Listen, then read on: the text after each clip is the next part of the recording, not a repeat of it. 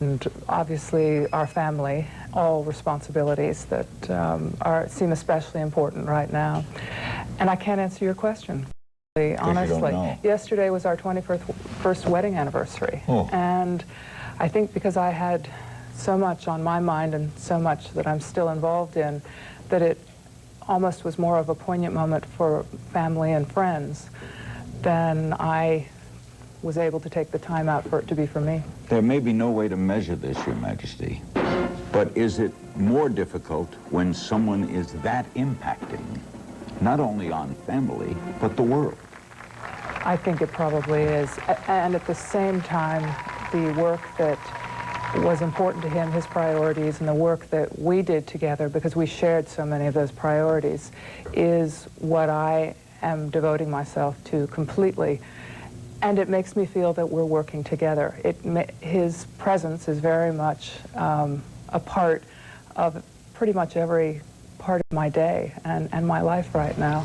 It is said, wise men say, that people die as they live. If you lived with class, you'd die with class. How did he die? He left us full of courage, full of hope, most importantly, full of faith. And Never doubted his faith? He never. I never. In fact, it was stronger than ever during the last months of his life, for him and for me. You were inseparable, right? Those last, I think, 6 months. I don't think you were ever apart, right? Almost not at all. I came to see you once, and but I had even then some you work to rushed do, right but back we to were, him? yes. And when he was at the clinic, you were in the next room, right? Yes. You didn't go home anywhere? No. You were together? No. Did you know that it was coming? No, no. We focused ahead. We focused on the future. We focused also on accepting. It's a cruel battle, and those who have survived it and those who have lost loved ones to it know better than anyone what it is that battle demands of you. And we, thank God, learned a great deal, felt a great deal, and as I said, our faith and ability to accept whatever would be God's will was strengthened every moment throughout. I want to discuss that legacy, and also we're going to help a lot of people tonight who are relatives of and close to people who are in this position. Another reason we appreciate your doing it. Did you talk a lot about him not being around? No. We talked about the challenge that we faced and how best to meet it, how best to ensure that whatever the results of our battle, that we would ensure that it was of some use to others, that we could use it to help others. So even throughout the course of his treatment, he was very open, very honest, completely honest with our people in Jordan and with everyone in the world about what he was fighting and how we were going about it every stage of the way. That was a very important decision that he made in light of the phobia and the taboo that exists concerning cancer and other diseases in part of the world, in many parts of the world, even perhaps in this world. It's still the big C. It is the big C, and it is something that, when not recognized early, when not treated when it can be with what's available, can kill so quickly, and so many lives can be lost simply from lack of awareness and understanding and the courage to face it head on. So he tried to set that kind of example, and from the beginning, I think that was the first contribution he made. Did he always want honesty from the doctors? Yes, he insisted on it. That they tell him exactly what it was? Yes. What were the last moments like?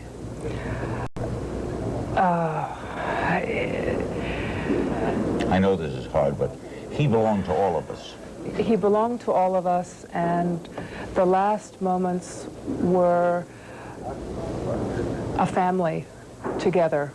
And by that I mean we returned home to Jordan, and by his wish, our immediate family and all of our family of Jordan were together with him, and we all said adieu, if you will, together. Said goodbye. Yes. Did he say anything? when we returned home the last time, I made that decision that we would return home as soon as it became clear that the doctors felt that that what we had expected, which was that a second bone marrow transplant might well give us the final cure. When it appeared that the initial encouraging signs were now moving in the wrong direction and that we were not going to have to reach a cure, we decided to return home as soon as possible so that we would be at home with our family, with his family, that he would be at home. At that point in time, he was not entirely conscious. But you were at that moment, even though he was not conscious, that moment, we all think about that moment of being with a loved one. Mm. I gather from the way you talk, there was a peace about it. I felt a peace about it. I think that his sense of peace and acceptance throughout, and the way that he had reached out to his family, his Jordanian family, not only our immediate family, and to others around the world, enabled us all to feel and share in that sense of peace that was his peace. We'll be back with more of Queen Noor of Jordan after this.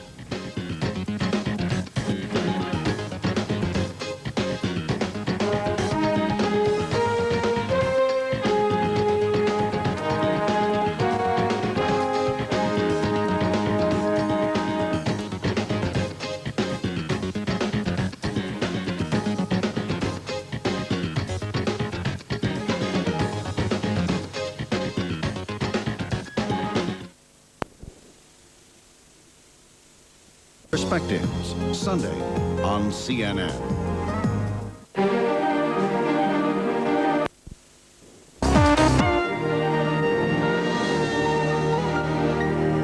We're back with one of the world's great ladies, Queen Noor of Jordan. Are you still Queen? Yes. You'd never lose that title? My husband gave me that title, and it isn't customary or traditional that it should change. No. So the Queen Rania, there are two queens in Jordan, right?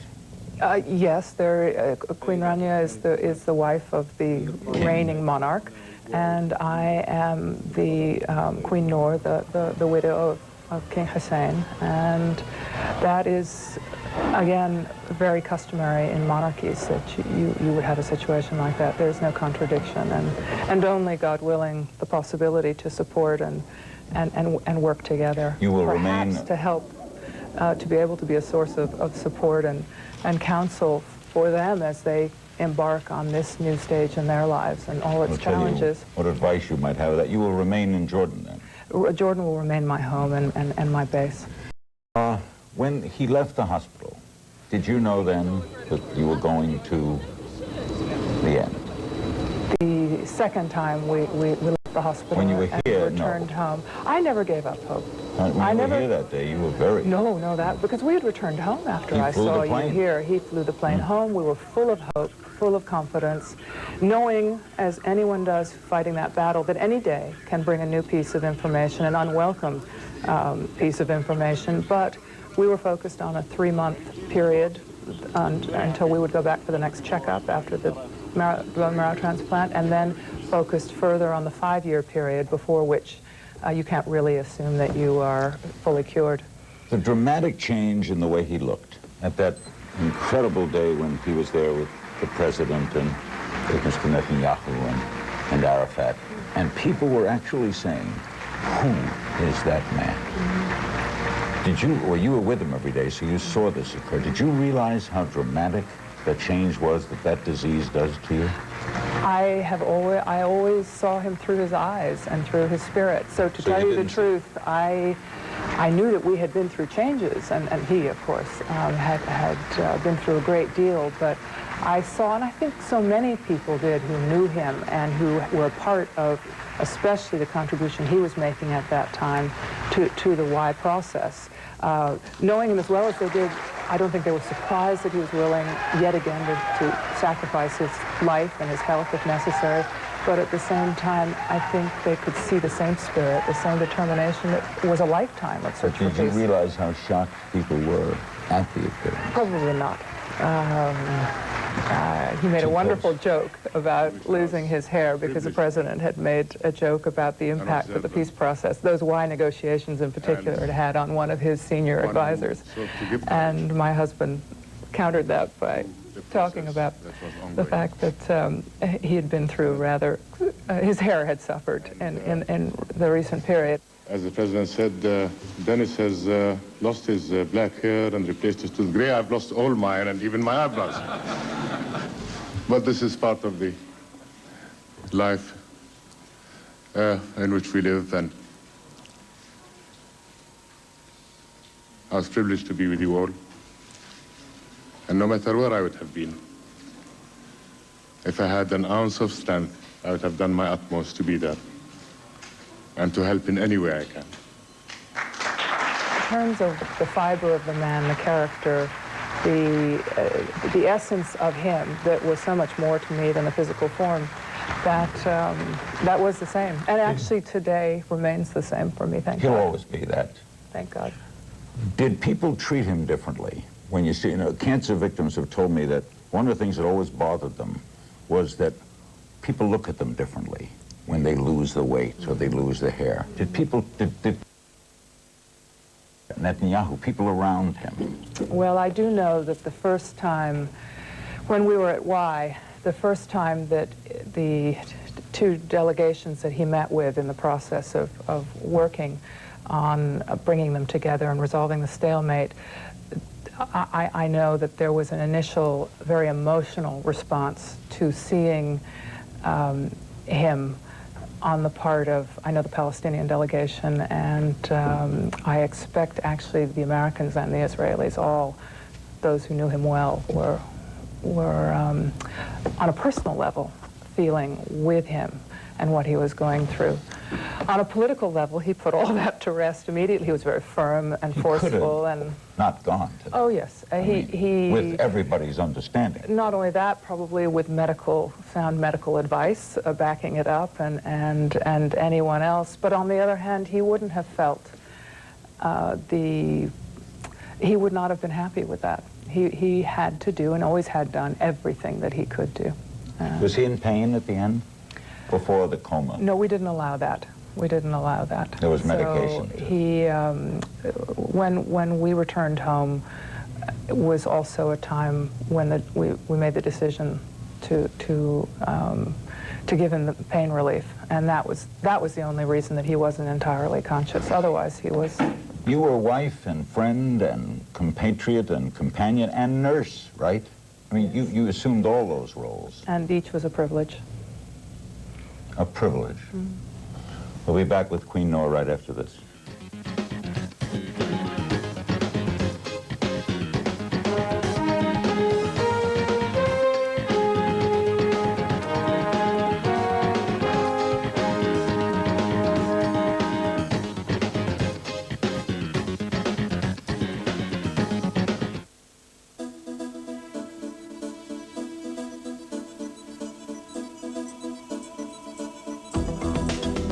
Faithful implementation of Y Accord is crucial for making peace because it transfers land to Palestinians.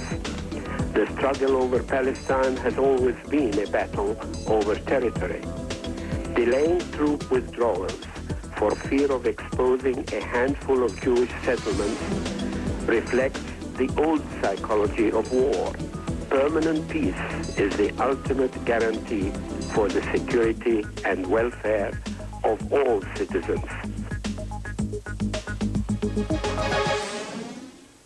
Inside Europe, Fridays on CNN International.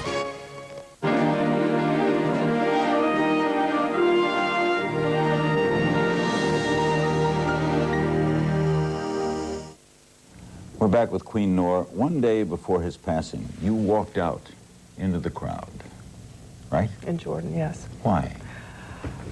Because we were one family together, and I didn't feel that I was suffering any more than anyone else in the country. A man, woman, or child. He was a father, he was a brother, he was a son to just about every person in the country. And I wanted to, as you would, share in what I felt was his peace and faith, and at the same time also to ask them all to pray with us for him. But I wanted to be with them as a sister, as a daughter, as a mother. What was it like for you To be there. to do that?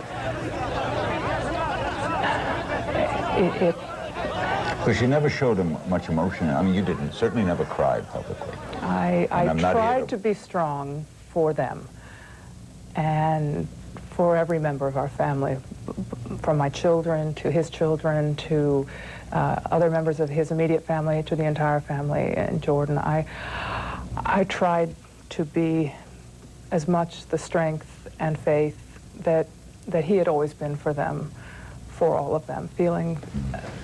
Did you have anything to do with the planning of the funeral? The actual funeral ceremony was fairly classic and traditional, and in terms of greeting the guests that came, I was obviously involved, receiving condolences from a variety of men and women from all over the world.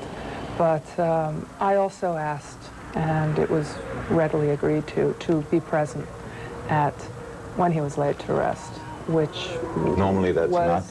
I think it had probably never been done before. There is nothing in Islam that prohibits that. It isn't a social custom. At the same time, I did not participate with the men in the actual procession. interment. I waited and... Because we didn't see you. No, yes. But you were there. It was a private moment. It was important to me, and I felt it was right for him too. And they gave you no grief over it? Oh, no, not. How On is the it? other hand, they were very understanding, and it was... Were you surprised at all at the turnout? No, but I was very... It's comforted and sustained me and really all of us in the country that so many who we knew had worked with, fought with, felt with, struggled with him over so many years came together at that moment, that he was able to bring the world together in his passing as he had always tried to and had succeeded in many different ways in his life. That was very important. Were you at all, I don't know if offended is the right word, by the fact that women are not permitted in Islam? But the might...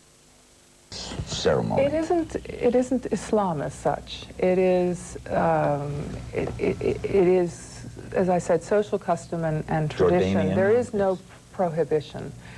Maybe Mediterranean. I'm not sure it's just Arab. I don't think it's Muslim as such. It's Well, even in Orthodox Judaism, the women are separate from the men. So I didn't, for me personally, it was a matter of personal conscience, and I treated it that way, not as a political statement as such. What was it like for the dealings of you, your family, and the king's family, like you and the new king? Mm-hmm. Was that, you know, we think of in America, and you were raised in America, the family. Were there any problems?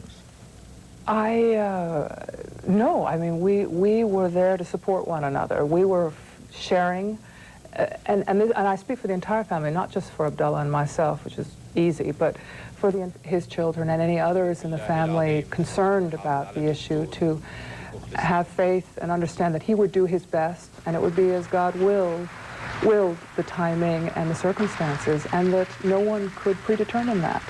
So to have faith and carry on with their work and have, you know, to trust that His Majesty, as he did throughout, would seek to do the best in the interests of the country and his family. In retrospect, was it a correct decision?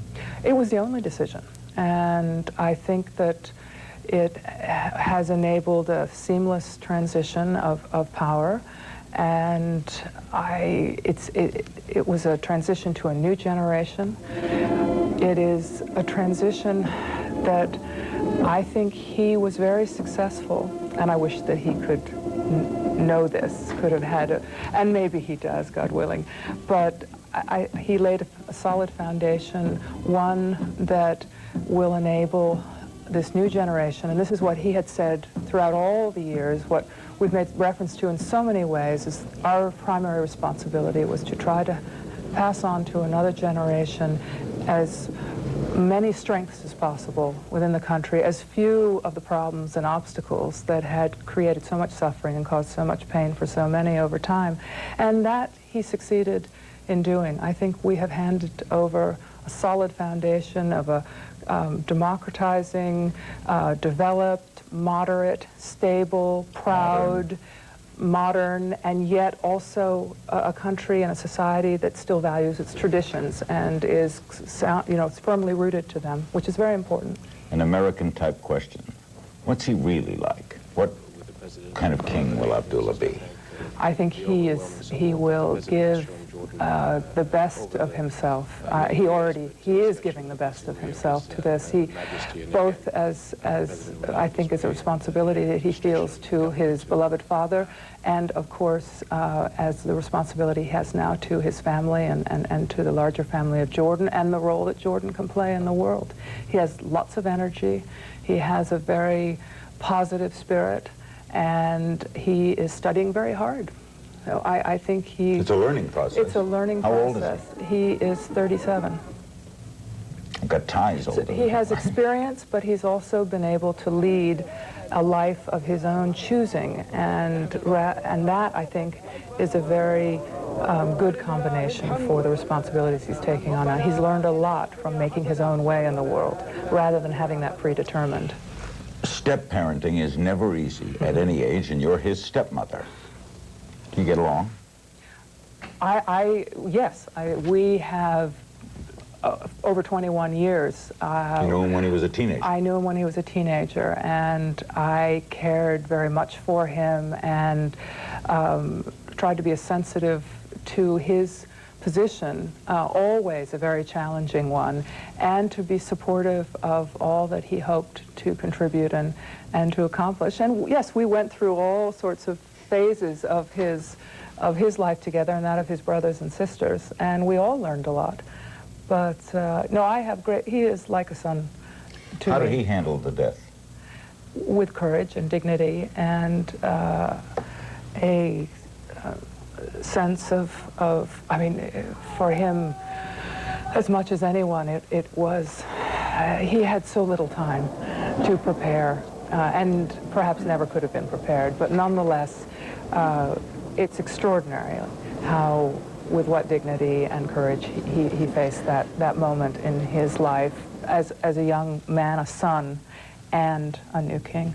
Maybe we can help a lot of people in the next portion, living with someone with cancer, after this.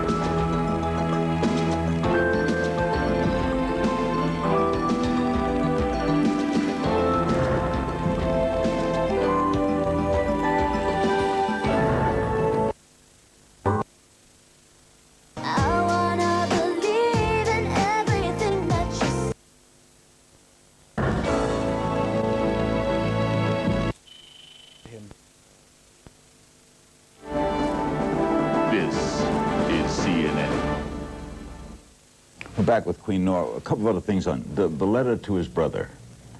That was quite a story, wasn't it? Yes. Was his brother saddened by not being made king? He has spoken out recently about that, and I only have picked up what has been reported, so I don't know how accurate it is, but I think he accepted and understood that decision. It was a very difficult time for everyone, And my husband, in the end, didn't have the time that he had expected, and we'd all expected him to have, to affect the transition Smoothly. more smoothly. Yeah. Yes. Was the letter difficult? You must have known it early, right? I was actually playing more of a nursing role, in the sense that we just returned from hospital, and my husband still needed a great deal of time to restore his energy and his health, and I was playing more of a nursing role throughout the period that he began that process, which then at the end, after he'd written the first draft of this letter, suddenly didn't allow him to continue to redraft it and complete that process. It's kind of a Dear John letter, in a sense, without saying goodbye. Well, they were close. Yeah, determination to be worthy of their father and their Hashemite heritage and of their country's expectations of them. We have all had to put aside the natural, perhaps shared family grieving process while they completed the schools that they had been attending while we were in hospital, and while I've been trying to take care of, as I said earlier, what I've had to take care of since he left us. And this coming period will be, and we've begun that process together, and this will be an important time for us together. What do you see your role now? What should Queen Noor? You are a very young, beautiful, bright widow. You got a lot of years ahead of you. God willing. Yep.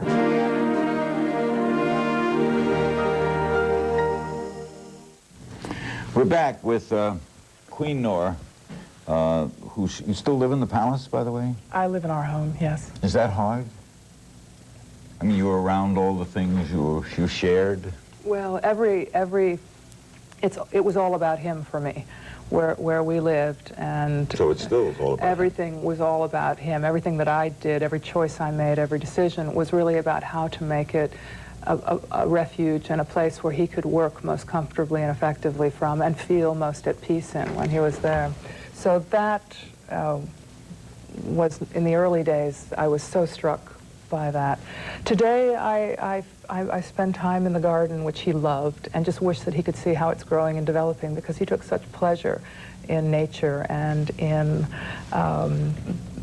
the peace and privacy. Do you communicate with him, in a sense? Do you? I hope and pray that the rest of my life we will continue to be in touch, and that his spirit, that our spirits will continue to be joined in some way that not only gives me a great deal of peace and inspiration, but will enable me to perhaps share that with others. You're making it seem like death is the ultimate finality. You're saying it's not. In a sense, he's living through this, right? Well, some would say I'm in denial. Others maybe who have gone through this, or who might on a spiritual level understand me in a different way, would understand that I am, that there is a spiritual level, I think, on which you can attune yourself to a very spiritual level when you're fighting cancer. And that's something that I hope I can continue holding on to, but with him as I continue on the rest of my journey. I feel very much as if he's on a journey, and we will be reunited soon. And in the meantime, I will continue to do the work that was important to both of us. How's the country doing? The country is probably very much like me. It's very difficult. Little denial still? Well, I don't want to say that, but certainly it's a transition. It's not easy for anyone to describe quite how they feel, and I think there is hope and confidence that the future is going to be built on a solid foundation, that he left and can continue to inspire the modernization and progress of the country, the society, and a more peaceful future in the region. What did you make of the Israeli election? I hope and pray that it has and will empower the forces for peace in Israel. You know Mr. Barak? I have met him. I wouldn't say that I know him terribly well, but I have met him. We are hopeful. His supporters and their response to the election results was a reaffirmation, in their words, of Rabin's legacy, a reaffirmation of the realization that peace, it has to be the #1 security interest and strategic priority for Israel.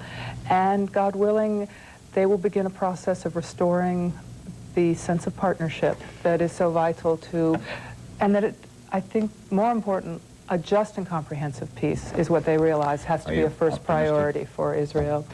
I am by nature optimistic, as my husband always was. I am hopeful and faithful that there is no other option, and that the majority of us agree. The Queen will make a return visit to Larry King Live sometime during our Millennium Week. We'll be letting you know a lot more about that. But they're going to do a special thing in Jordan, and we're going to tell you about that right after this.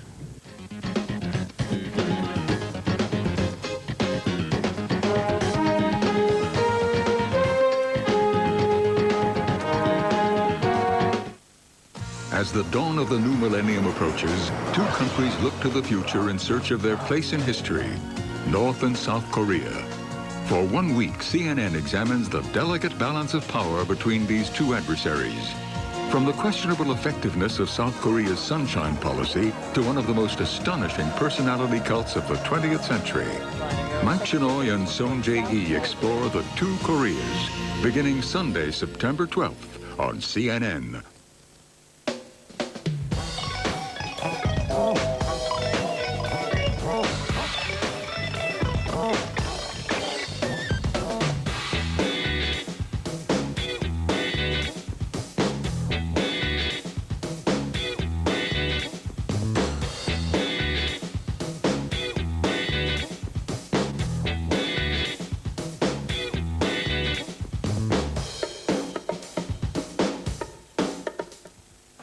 This week on CNN's Inside Europe, celebrating the naked body in all its forms.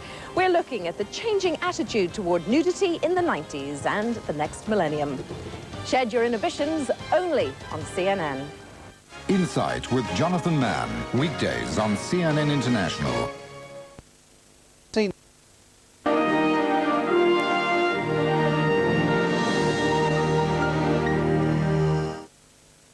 Before we talk about the millennium, we only have a few minutes. You're going to visit a landmine-infested country soon? I have to make a visit for environmental reasons to Malaysia in the fall, and I'm hoping perhaps to visit Vietnam or Cambodia. Where there are still landmines. Where they have serious problems. Now, what are they going to do? What are the initial plans about the millennium and Bethany? Bethany is the site of the baptism of Jesus Christ. And it's in Jordan. It's on the River Jordan, and it's in Jordan, and it is a site that we know is going to be a pilgrimage site for many Christians from around the world. It is interesting in the context of landmines as well, in the sense that it is a site that if we had not demined it when His Majesty began the demining process in 1993, it would have been a site not safe to visit for such an important pilgrimage. And it also highlights an irony that I've made use of publicly in my battle against landmines, which is the prophets, Jewish, Christian, and Muslim prophets of old who traveled and preached in that area would not have been able to do so safely in the last decades because of landmines. Our progress. So this is something that I hope might have an impact on the way people look at this. But we would expect around the millennium, and the dispute whether millennium is 2000 or 2001. It doesn't seem to be affecting pilgrims who want to come to Bethany, whatever the the controversy is over that site. That's a 2,000-year-old birthday. Yes, that is. And Jesus Christ is a prophet of importance. Well, certainly to Christians and Muslims. He's considered one of our important prophets as well as for the Christians. And so that will be an event that all of Jordan will be participating in. Your Majesty, I know you're not objective, so allowing for that. What's history going to say about your husband? Oh. policies and its Well, I international don't think that I can squeeze that into the end of this conversation, Larry. Generally, he'll But be called I think he will peacemaker.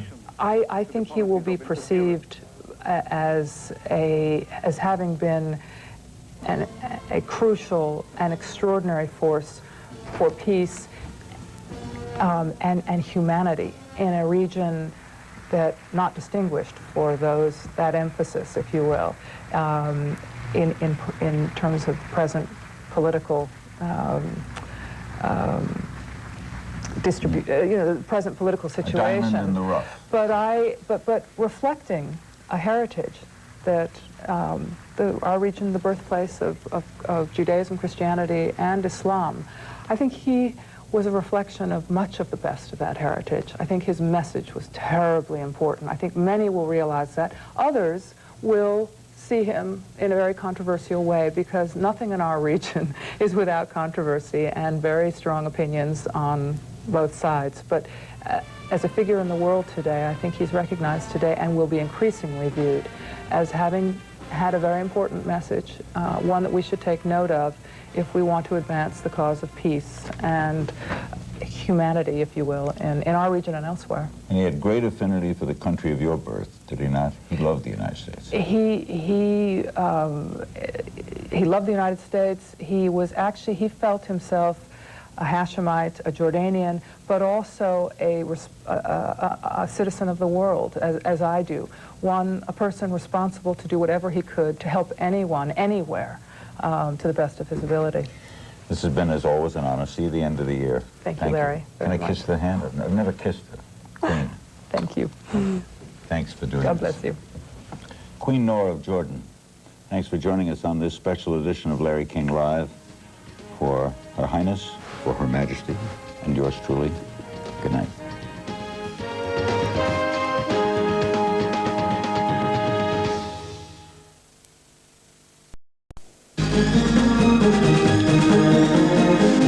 Tonight, it's been more than 10 months since the death of her beloved husband, a period of grief and growth. Her Majesty Queen Noor of Jordan joins us for the full hour next on Larry King Live.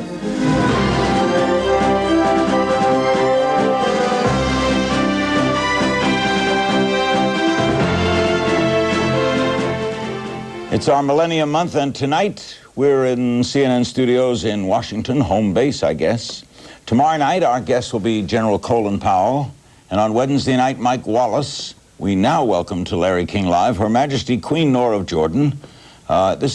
She's been on this show quite a few times, her first time live. So you now signify the name of the show, right? It's good to have you here. Absolutely. And we'll be taking calls as well. And congratulations, Time Magazine's latest edition, in which Jeff Bezos was named Person of the Year. You were listed among 9 other people who mattered in 1999 with a great picture of you, by the way. Did you see the issue? I haven't seen it. I didn't even know that until right now. That's a great Did you pose honor. for that picture? Not at all. You're wearing like a red dress? No, and I haven't worn red for a long time now. So you had no idea that you I had no made idea the until you just told me. Also list. Well, anyway, you're on the list. Let's discuss some things in the news and then discuss everything that's happened and take phone calls. What do you make of the Israeli-Syrian peace talks? Very encouraging, very hopeful. A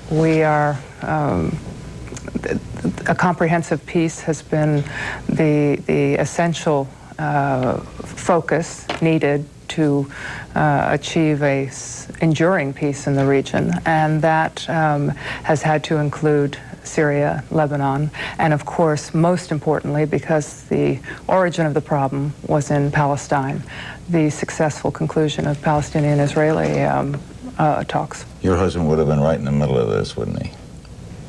I think he still is.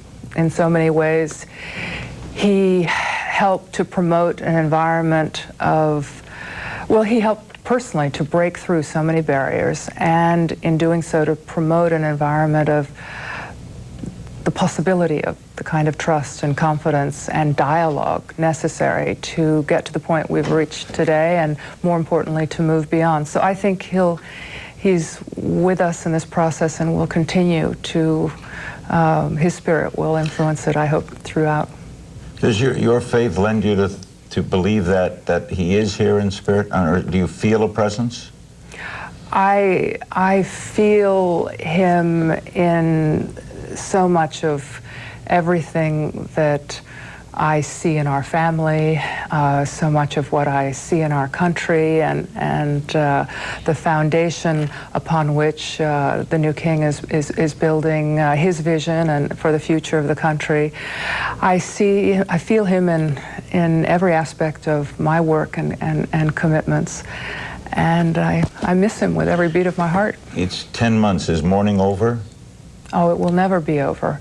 It's a question of learning to live with this new relationship with him. But I will never be over it, and I will never stop wishing that I could reach out and As we see by that touch him. picture there, this was a great love relationship. But you're very young, very vital, very pretty. Do you intend to go out with others, seek companionship? That's... Not in your mind? No, not at all. Not at all. We're in the I have a middle- family, a wonderful family, and fulfilling work, and so many people in Jordan and around the world that mean so much to me. And more than anything else, as I said, I have him in my heart and with me in every way that's important. I can't stop looking at that necklace. If we lower the camera down, what is that? This that's is some Allah. symbol. It was a gift actually given to me by both my sons last Christmas while we were in the hospital, Mayo Clinic in Rochester, Minnesota, Can we get a shot of that? when my husband was undergoing treatment for cancer. And I'm wearing it, I wear it often. I'm wearing it today in particular because this moment that you're celebrating with this millennial month is coinciding with the holy month of Ramadan for Muslims around the world. And it's the 12th day of Ramadan. It is a coincidence this year of the important religious feasts, if you will, or holidays of Christianity, Judaism, and Islam. All come together. And I think that's very fitting as we turn the calendar onto the round figure of 2000 and look ahead. As How long does Ramadan last? it's that can depend on the sighting of the new moon, but around 30 days. Do you fast every week, once a week? No, it's every day. It's fasting from sun up until sundown. And You don't eat all day? It's all day, yes. Those who are ill or traveling are exempted, but for every healthy Muslim, it's one of the 5 pillars of Islam, an obligation. Are you concerned, Your Majesty, about Y2K terrorism? There were some suspected terrorists arrested in Jordan earlier this month, allegedly were planning attacks on Christian American targets in Jordan and elsewhere. How goes security? Are you worried? Well, our security services are exceptional. I mean, they are very highly regarded in the region as well as around the world. And this case is one example in the sense that these people were intercepted. I don't know many of the details, but they were intercepted in the planning stages, before even being close to any kind of operation. And therefore, I don't fear for that kind of But it would cause you to activity. think that others may be I planning. fear for anyone in the world, anywhere, that is hurt by terrorist activity. And I'm very frustrated that there are so many in the world who resort to terrorism as a means to accomplish their aims, because it is not an effective means. It never has been and it never will be. And for example, may I add, it is totally contrary to and alien to my religion, to Islam. It is as alien and contradictory to the message of Islam, to the teachings of Islam, the message of the Prophet, and actually contrary to the teachings of all 3 monotheistic religions. Have you ever feared for your own safety? No. We'll be right back with Her Majesty Queen Noor of Jordan. This is Larry King Live in our Millennium Month. We'll be including your phone calls for the Queen. Don't go away.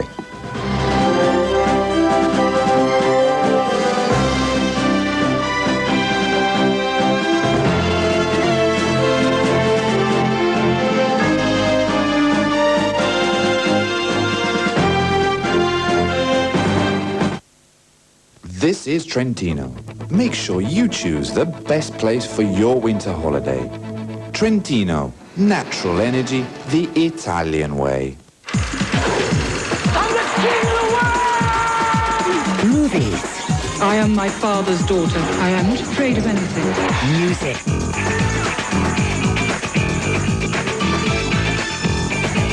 Celebrities.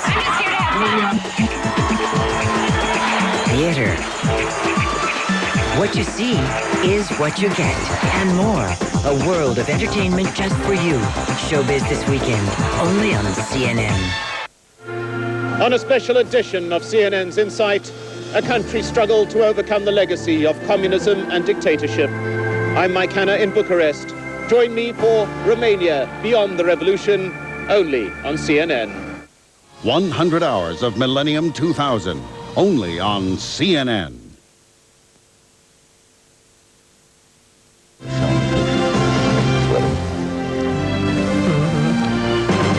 This was the marriage of Queen Noor to the late King Hussein.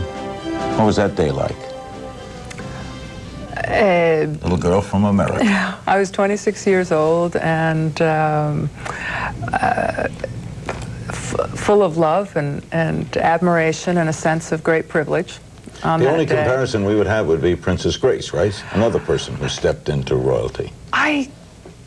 I suppose very different circumstances, very different context, culturally, in every she became princess. Yes, but I mean we royalty. were both the wives of the heads of state of our respective countries, and the title is irrelevant, I suppose. Was that a nervous day? For me, yeah. I suppose it was the battery of photographers in a very small traditional sitting room of my mother-in-law's home where we were married. They took up one half of this space, and he and I and male family members the other half. It was unexpected. We had spent the time prior to our marriage actually not planning every little detail, enjoying every precious moment together, learning about each other and committing to the future. And so every aspect of that day came as a bit of a surprise to me. Was it for you, Your Majesty, a delicate balance? As you know, many Americans resist royalty. I mean, the country was founded as an opposition to it, that we don't like to bow to things, and suddenly you have this American spirit, well-educated, Ivy League school, on your own woman, certainly, and now you're also a queen. Was there a dichotomy? There wasn't. I never felt that that my husband's vision and sense of his role as a Hashemite, as a Jordanian king, as an international statesman, was one that was entirely consistent with everything that I had grown up feeling was were the responsibilities of a head of state, of a leader. His belief that his role was to serve and not to be served, that what was unique was his blend of a sense of spiritual responsibility from his Hashemite heritage, descendant of the Prophet Muhammad, and temporal responsibilities as King of Jordan. Was it strange to have people bow to you? People don't bow to us in Jordan. They don't. That would have been very strange. But no, the people in Jordan show a great deal of affection.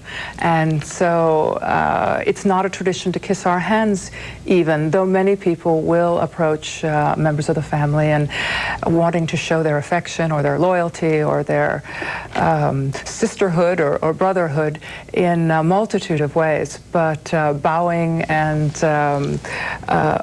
showing obedience, if you will, is not part of the tradition. We are partners in a process, and it is not a hierarchical protocol or tradition that distinguishes us. Your first appearance after all this was on this program. I guess it was 3 months or 4 months after the death. Now it's 10 months. How's it going? How are you called Queen, former Queen, Her Majesty? How are you addressed? What's your standing in the country? Where are you?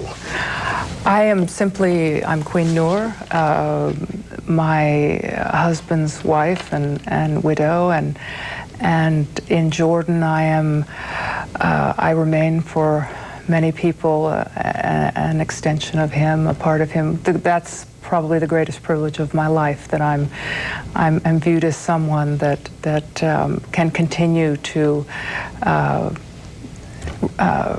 represent or to enable some continuing connection with him for so many. There's another queen, though. Yes, of course, and my role is now completely different. I'm no longer the wife of the head of state, but the rest of the details and how I'm referred to, which that hasn't changed, is not what is critical. For me, it's carrying on my husband's legacy, continuing on with the work that was important to us, that can be, I hope, a vital and supportive complement to the efforts of the new king and his government and planning for the future. There were reports of rifts and that he was your husband, and there was a lot of anger over who was going to succeed. I guess those reports still Barb's. How does it stand? How do you get along with the whole family? First of all, media reports are rarely accurate, especially when they're dealing with the personal aspects of life, because we as a family tend to be private, and our personal lives are as private as we can keep them, and our relationships are not part of our public life. They're private and they're personal. Thank God that we're still able to have that. And the family, this has been a terrible year for all the family, and I think every single person in the family has felt and tried to show compassion compassion and love towards one another, and support as much as possible. And I don't think anyone is accepted from that. Discord. There is nothing for there to be discord over, really. It's a question of a family, and this is one of the great strengths of monarchy to so many different societies, is the continuity, the opportunity and the responsibility that members of a family such as ours have to come together, to provide a unifying force and a continuity from one generation to the next. The country matters more. More than anything. Our guest is Her Majesty Queen Noor. This is Larry King Live. We will be including your phone calls. We'll be right back.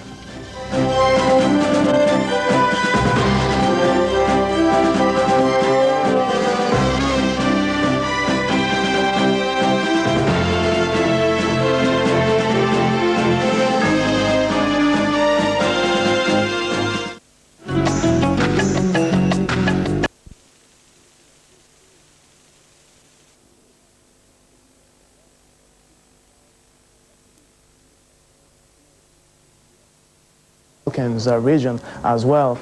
Temperature-wise, we are news to Her Majesty. Which is London +2. Election the on Madrid +8. Mattered. Look at this picture. So I said red. The red is around it. It was taken by the famed Herb Ritts. How long ago was this taken? That was taken at the end of last year. My husband was standing in the room, enjoying this. This session of photographs that were taken for an article.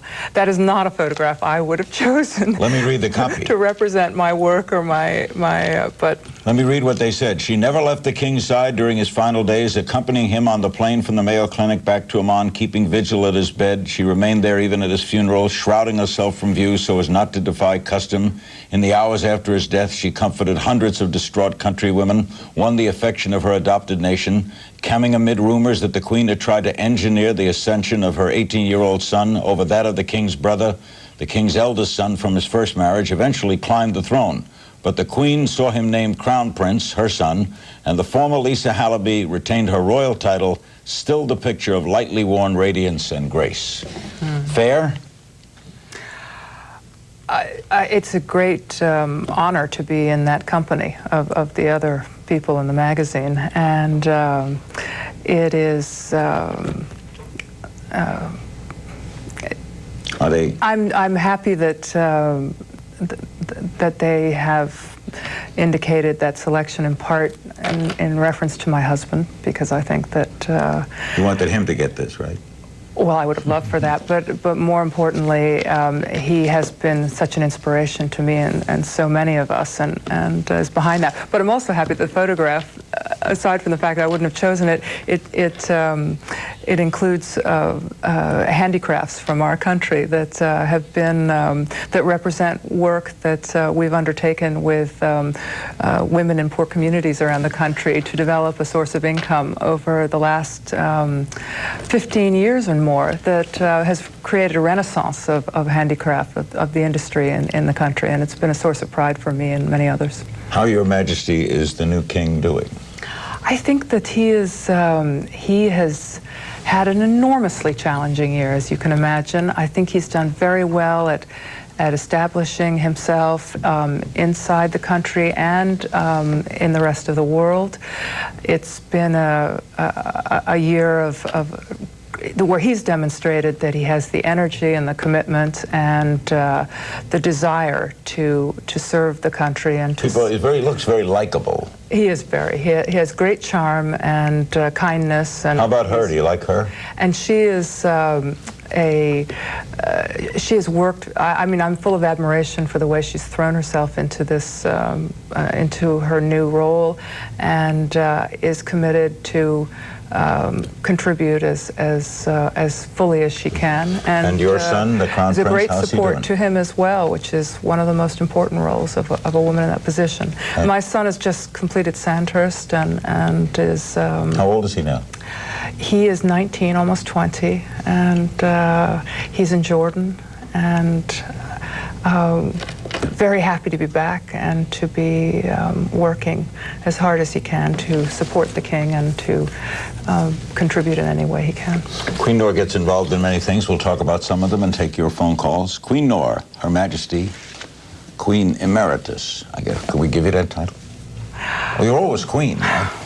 Queen forever of Jordan. It isn't the queen that matters. I know. We'll be right back. Don't go away.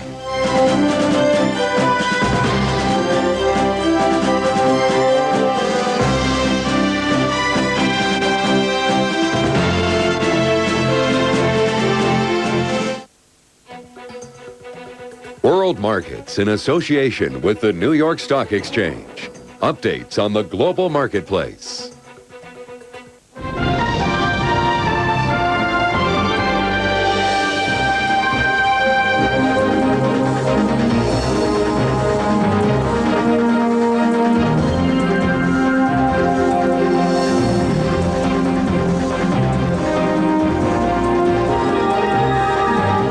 Where's the center of the tech world? Tokyo? I don't think so. Yeah, center is best described by use of the Fourier vortex theory. Let me get back to you. Whoa! Not here! Tech world? Anyone? Downtown! Looking for the center of the tech world? I think I found it. Maybe it's where the most highly respected, highly successful tech companies are found. The New York Stock Exchange. Think the Fed's gonna raise interest rates? Asia, the power of over 3 billion people. A force that is changing global business. And CNN's Biz Asia keeps you on the cutting edge of it all. Exclusive interviews with Asia's top financial leaders. Over the 15 to 20-year period, another 35,000 jobs will be created. And live reports from across the region. The longest-running business program focusing on Asia. Join CNN's Lorraine Hahn for Biz Asia, only on CNN. We're back with Her Majesty Queen Noor of Jordan. I was telling her the other night Ted Turner was here, and he is very active in something you were very interested in, that the late Princess Di was very interested in, and that's the eradication of landmines around the world. How goes that battle? Well, steady progress in the number of countries signing and ratifying the treaty. And we aren't one of them yet, right? Not yet, not yet. I was on Capitol Hill some months ago with members of the ICBL, the Landmine Survivors Network, the NGO working so hard to help those who have survived landmines, and with others like Senator Leahy, and a number of other congressmen and women, an increasing number that are indicating a great deal of interest and support for this issue. There we see you. Where is that, by the way? And calling... You're wearing your flak jacket. That's probably in Jordan. I have visited mined areas in Jordan, in Cambodia and Vietnam, in Lebanon, and of course in Bosnia as well some years ago. And there's no purpose to these things other than to kill people, right? Well, in Vietnam, the president of Vietnam said it's the poor man's defensive weapon. They have a border with China that they feel still quite insecure about, and this is for them something they haven't yet resolved. Do you understand that?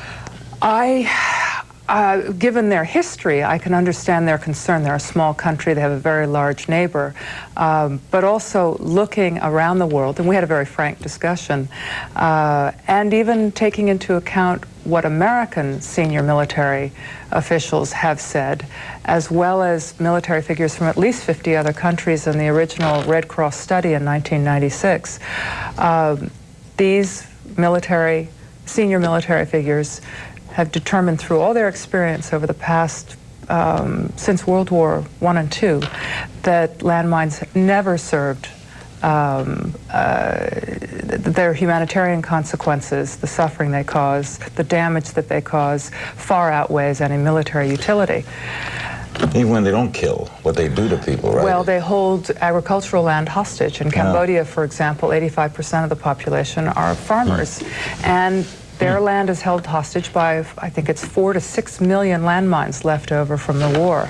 In Vietnam, a very agricultural society, 3.5 million landmines are lying around, and unexploded ordnance. 2,000 people a year are killed or maimed. Do we know how many landmines are in the world? On the former border between North and South Vietnam.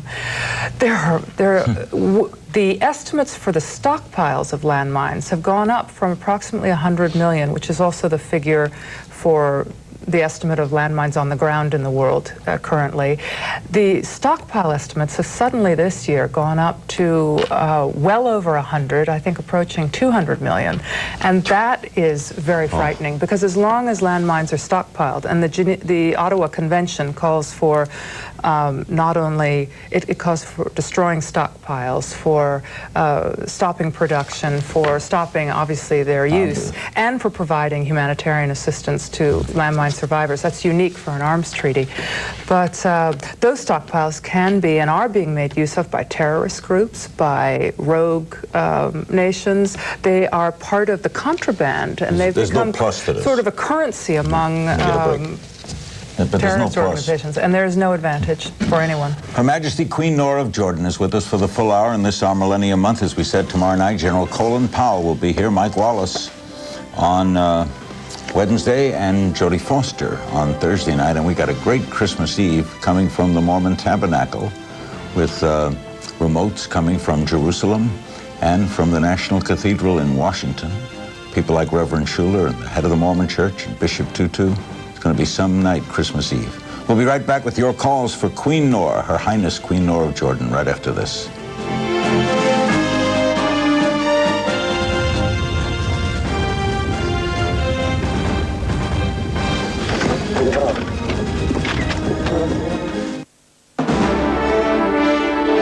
Estimated 61,000 on all the chromosomes combined.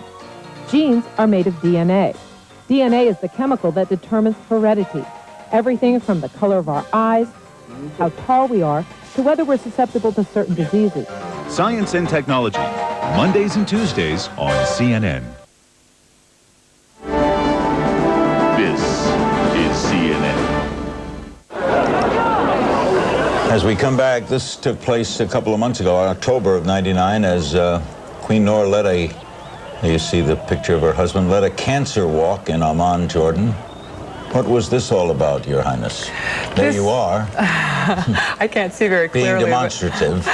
That was an occasion that brought together Jordanians from all different walks of life to from the Capitol and outside to try to raise funds to support the cancer hospital, the National Cancer Center in the country, and particularly treatment for needy patients, for poor patients. And in fact, it is part of a larger effort that we've made in Jordan over the years, that people, individual Jordanians, have contributed and sacrificed a great deal for, particularly since my husband's first brush with precancerous cells in 1992, to establish a facility that could treat Jordanians and people from the region rather than so many patients having to leave the country to seek treatment elsewhere. But the treatment is expensive, and as anyone knows who's been through this illness, it is a very difficult, very expensive, very long process, and it requires the help of the entire community to support the kinds of services that can help those who need them. In your last appearance, you were very helpful to people who had suffered grief, and now we have 10 months. Does it get easier to deal with? Do you put it in a place? What do you do with loss? Well, in my case, day by day, I try to live true to both of us, to my husband and myself, in our family, and in the country, and my work. We learned so much going through a process that I think every patient and their families must go through, whatever the outcome, which is to try to treasure each moment of life as a blessing, an opportunity, and a responsibility to others. And whatever the outcome, if you can hold on to that when you're through the treatment and honor those who survived or those who didn't survive, by remembering what you learned, remembering the faith that you had to cling to, and remembering the responsibilities that you have. So you don't put it away somewhere? You can't, because you can so easily, and the material world can take over in no time, and suddenly all the spiritual lessons, the whatever process, the enriching process of faith and commitment and looking at the miracle of our being in this world, for however long it is, can easily be overtaken by the material world, as I said. And I struggle every moment and counsel anyone else that has been through, and my own family, don't lose touch with what we learned and what we were as we went through that, and what he was as he went through it. Ever lose your faith? No, I'd say my faith has really evolved and been tested.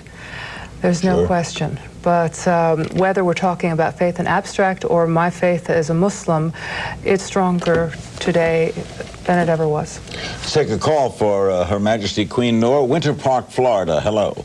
Hello. Hi. Hi. I'm struck by your composure and maturity. How difficult was it to have your grief played out in public? And did you draw any inspiration from Jackie Kennedy? Good question. Not many people have their grief played out in public. Well, it's a very interesting question. I was a young girl in Washington when President Kennedy was assassinated. My father worked for him.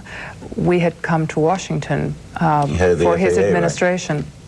And it was a period of, he and his family had an extraordinary impact on all of us, the way we looked at the world, our responsibilities to it. It was the beginning of my social and political consciousness. And when we lost him, we were a family, very much as the family of Jordan was, stricken by the loss. And I will never forget her dignity and her courage, that of the First Lady, and the example that she set, and whether or not unconsciously she would have been part of the inspiration I might have drawn from in that time, I don't know. I know that my husband was very much an influence in that his entire life, and in every way that I knew him, every moment of our life together, he lived to give everything of himself to whomever he was in touch with, and to help in any way he could, to reach out of himself for those around him. And that is what I tried to do during that period. Jackie was, and has been quoted, she was very aware of her public responsibility in the middle of that grief. Were you? Yes, public and private responsibilities. We'll be back with more of Her Majesty Queen Noor of Jordan on this edition of Larry King Live from Washington. Don't go away.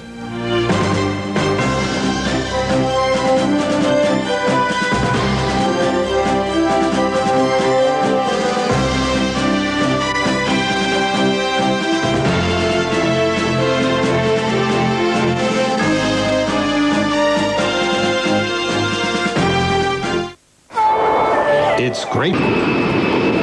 Fear of the Y2K bug is keeping most people away from air travel this New Year's Eve. But for those who must fly in Europe, air traffic controllers there are working to make the night as safe as any other.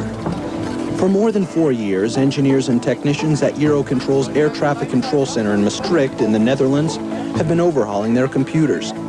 More than 200 different systems that help guide over 1 million flights a year have been inspected, tested, and when necessary, repaired. If all goes well, this New Year's Eve could actually be one of the easiest nights to be working as an air traffic controller. As midnight approaches on December 31st, there will be little activity in European airspace.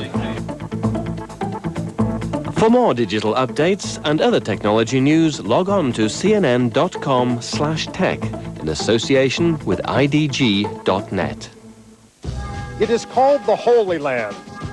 Holy because Jews, Christians, and Muslims revere it. I'm Walter Rogers, inviting you to join us for a pilgrimage through this land of faith to discover what the new millennium means to millions of believers who call the Holy Land sacred. I'll be joined by my colleague, Gerald Kessel, for a once-in-a-thousand-years look at the millennium in the Holy Land. A special presentation only on CNN. Smithfield, Tennessee, for Her Majesty. Hello. Hello. Hi. Larry, thank you. Sure. My question for the Queen is, Your Majesty, if you so desired to live in the United States, could you freely, and would anything in your religion or royalty rules prevent you from bringing your children? My children, number one, would object, and but no, there is nothing that would prevent me from. I have complete freedom. Every Jordanian does, and do you have a residency here? And no, I don't.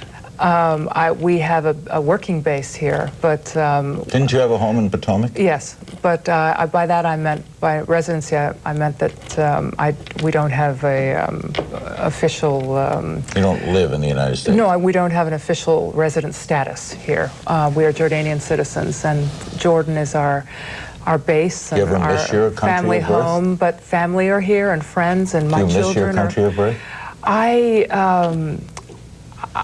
My work within Jordan, as well as my international work, keeps me so closely connected with this country, as well as others around the world, and with so many people and institutions in this country. You still feel American?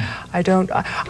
From a young age, when I first realized that my heritage, my ancestors came from such a great distance away from the Arab world, I very much felt a citizen of the world, if you will. I mean, it sounds like a cliche, but all my life I felt I had responsibilities to the world. And what do you think of the Clintons? What do you think of Hillary running for the Senate in New York? I think she's brave and has an enormous energy and determination to contribute in any and every way that she can to the future of this country, and actually she like has a great international commitment as well. And I wish her well in any and everything that she does. But beyond that, I'm not at all involved in. Do you like them as a couple? Each of them, I think, has contributed a great deal to a great many national and international issues. And we certainly, from our perspective in Jordan, and so many in the Middle East, appreciate the interest that they've taken in political issues and the role that has been played by the United States over many years now, but also in issues of interfaith understanding, for example. I will always feel very grateful to President Clinton for coming out and discussing publicly, especially when they visited Jordan for the signing of the treaty in Wadi Araba, the Jordan-Israeli peace treaty. He spoke in front of our parliament and placed a great deal of emphasis on that occasion and on others in other parts of the world on Islam, on the shared foundations, the shared messages, the common ground of the monotheistic religions, their peoples and their beliefs. By the way, is this your millennium or is it not your millennium? Is this anyone's millennium? Well, it may not be anyone's because it may be next year, but in the Muslim world, what is the date? It's 1421. You haven't even got Columbus yet. But at the same time, if you look at the period of time, whether this year, next year, or maybe it was a few years ago, that marks the birth of Christ, Christ in Islam is one of God's messengers, one of the most important prophets, and his teachings, his message, his life has special importance to Muslims as well. I'm not sure if that's well understood. It is not. You. The prophets of Judaism, Christianity, are the prophets of Is Islam. Moses in that list? And the people, yes, the Quran and Islam revere all the prophets, the chain of prophets, and Muhammad considered to be the continuous last, yes, and the message, and Jews and Christians and Muslims are considered the people of the book. The books of Judaism, Christianity, and Islam. Islam recognizing all the prophets and, for example, the miracles of, as well as the teachings of Jesus Christ. We'll be back with more of Her Majesty Queen Noor of Jordan after this.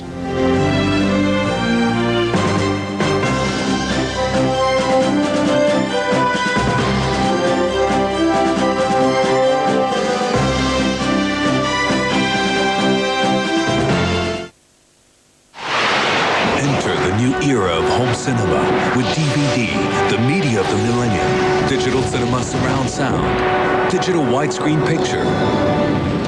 Buy a Philips DVD player before the year 2000 and get 3 movies free. A little better all the time.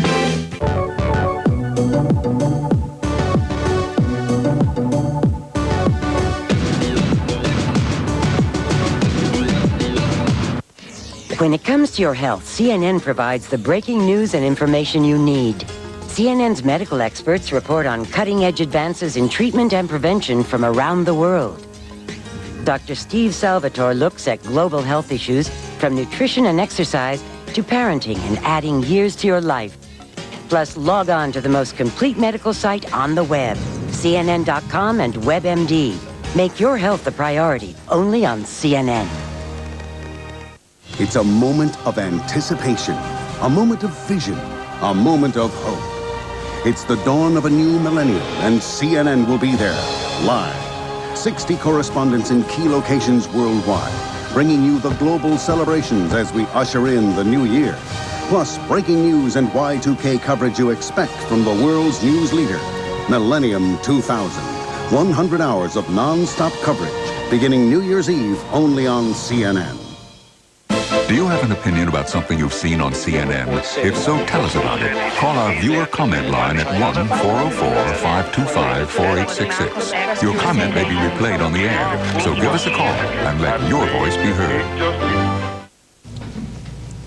We're back with Queen Noor of Jordan. You think royalty's going to change in the next millennium? You think they're going to be more like regular folk? Every royal family is different. And so much depends on the cultural context, obviously the political context as well, the history, and I don't think there's any easy or black and white answer to that question. What's the worst part of it? Everything can't be good. I have always tried to focus on the extraordinary privilege of having an opportunity to serve and to make a difference to the lives of other people. And it is what is extraordinary and is looking back on the 21 years that my husband and I were together, and on his 47 years as King of Jordan.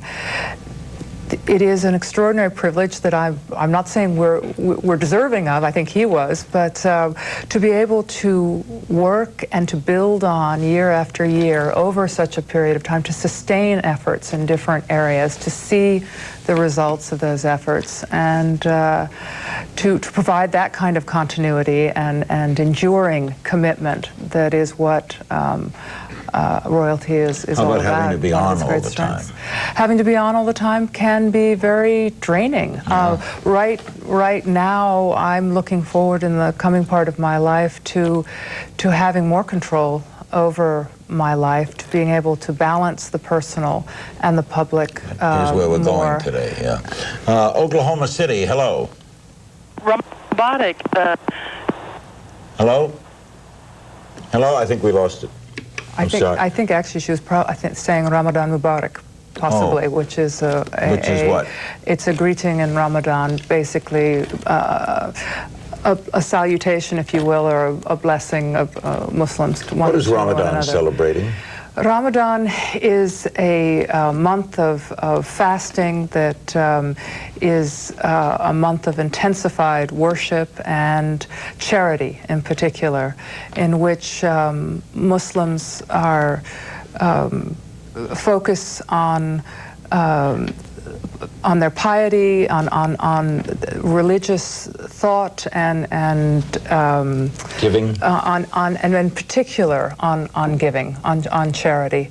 Ramadan is one of the 5 pillars of Islam. The first being the expression of faith, in other words, belief in one God, and for Muslims, and Muhammad is his prophet, and then prayer. Zakat, which is a certain proportion of income given to the poor automatically. Ramadan, the fasting each year, the month of fasting, and the Hajj, the pilgrimage to be made, if possible, at least once in the lifetime of a Muslim to Mecca. We'll be back with our remaining moments. Get another call in for Queen Noor right after this. Don't go away.